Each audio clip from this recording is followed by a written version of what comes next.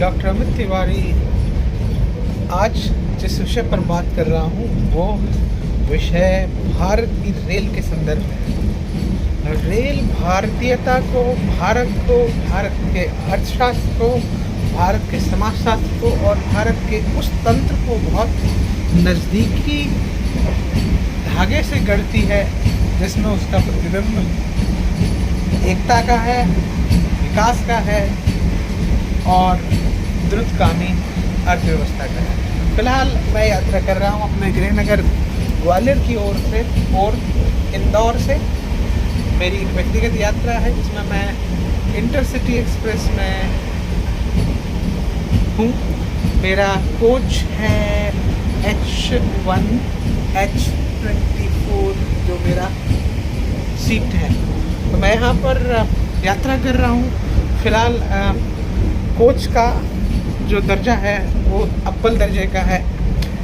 पर्यटन के लिहाज से, टूरिज़्म के लिहाज से या ट्रांसपोर्ट के लिहाज से रेलवे के न केवल एक बहुत इम्पोर्टेंट या सशक्त माध्यम जरिया है बल्कि यह एक ऐसा प्रोस्पेक्ट है जिसने पूरी कंट्री को जोड़ के रखा है।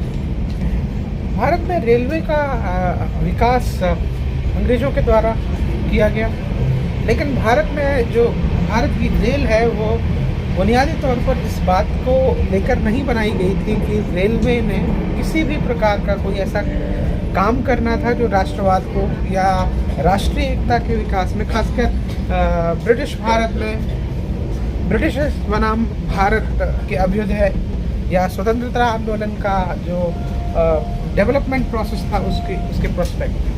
तो यहाँ जब मैं ये बातें कह रहा हूँ तो मेरा मंतव्य कहने का शायद ये भी है कि railway holistic approach in terms of tourism, in terms of civic life, in terms of economics, in terms of the trend of the local masses, दुनिया भर में भारत की रेलवे की जो पहचान है वो किस तरह की है।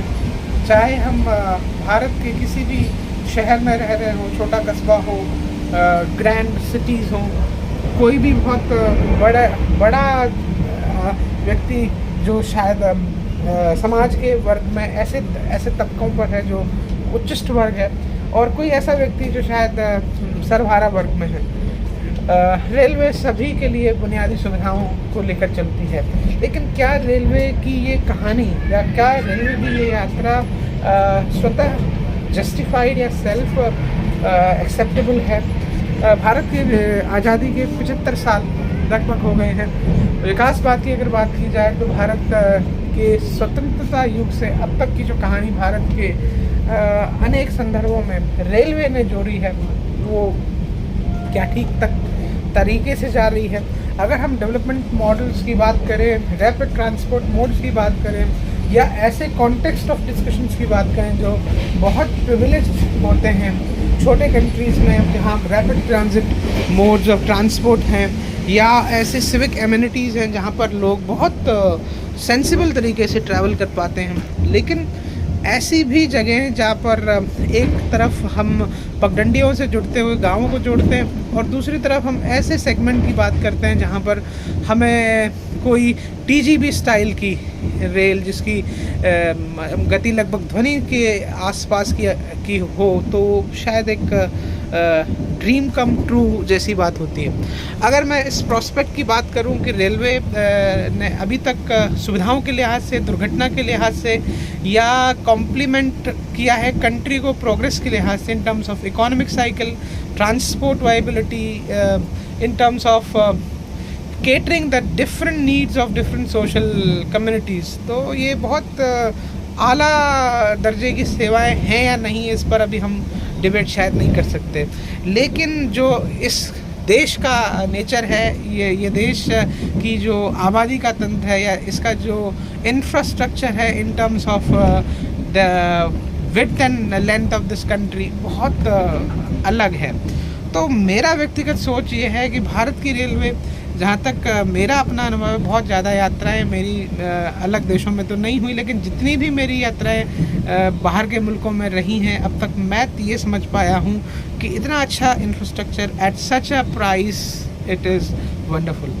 दूसरा, भारत की रेलवे का जो बोझ है शायद एक सरकारी तंत्र पर भी आधारित है, जहां सेवाओं को देते समय उन तरह के कैटेगराइज्ड रिजर्वेशन सिस्टम से भी उन्हें जूझना पड़ता है जो अमूमन शायद उन लोगों के लिए ठीक नहीं है जो बहुत सारे डेवलपमेंट कंट्रीज़ में हो तो बर्दाश्त हो सकते हैं, लेकिन हमारी जैसी कंट्री में जो एक सिविक मॉडल का एक ऐसा पैटर्न शोकेस करता है जहां बहुत सारी चीज़ों को खुद से या पूरे सोशल क्लास के लिए करना ज़रूरी होता है। तो आई थॉट रेलवेज़ ने बहुत लंबी जर्नी करी है, चाहे वो ब्रिटिशर्स के टाइम से आज तक के इंडिया की हो, क्लासेस की हो, मासेस की हो, ट्रांसपोर्ट की हो, या हम ट्रांजिट्स की बात करें या रैपिड ट्रांसपोर्ट मोड की बात करें, सेफ्टी की बात करें, रेगुलेशंस ऑफ डेवलपमेंट डिप्लॉयमेंट की बात करें, या बहुत सारी और चीज़ें।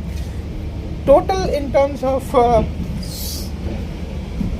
सिस्टमेटिक पैटर्न्स में इंडियन रेलवेज़ का शायद कोई सानी नहीं है, लेकिन हम विकास के जिस मानक पर हैं या विकास का जो हमारा मॉडल है उसमें शायद हमको सेल्फ इम्प्रोवाइज सेल्फ रेगुलेट करने की, या जिसे कहना चाहिए एक दर्पण देखने की आवश्यकता है।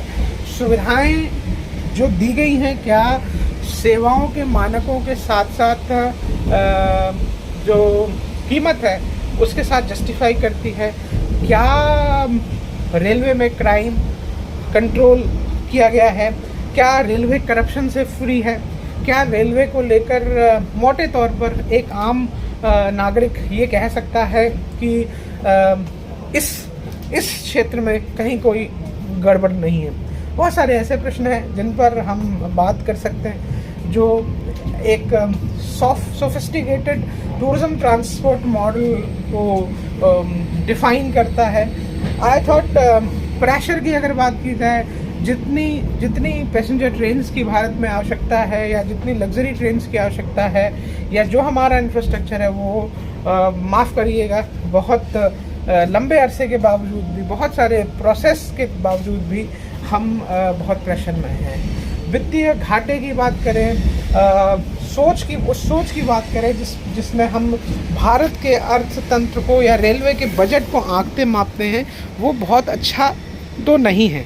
लेकिन जिन आंकड़ों पर हम नज़रें गड़ाते हैं वो आबादी के लिहाज से, संसाधनों के लिहाज से, और जहाँ से ब्रिटिशर्स ने हमको छोड़ा, इंडियंस ने, यानी हम आज़ाद भारत की बात करें, वहाँ से रेलवे का संसर्ग अगर देखा जाए तो मुझे लगता है, एक बुद्धिजीवी होने के नाते मुझे लगता है कि उतना कुछ हुआ है या नहीं कह पाना मुश्किल है। रेलवे भारत का रीढ़ है। रेलवे एक खूबसूरत यात्रा है, एक कवि की कल्पना है, एक आम व्यक्ति का स्वप्न है, एक व्यक्ति जो जिंदगी के हालात को जीना चाहता है उसके जीवन की एक परिक्रमा है। आज के इस वीडियो चर्चा में इतना ही। जुड़े रहिए इसी तरह के कॉन्टेक्स्ट ऑफ डिस्कशन के साथ मेरे साथ doctor Amit, Gyandhara knowledge for all segment पर। अगले किसी वीडियो में बात करेंगे किसी और इम्पोर्टेंट प्रोस्पेक्ट पर related to the real life, real economics and real significance of any subject matter जो हम सबसे जुड़ा है। तब तक के लिए नमस्कार, गुड नाइट।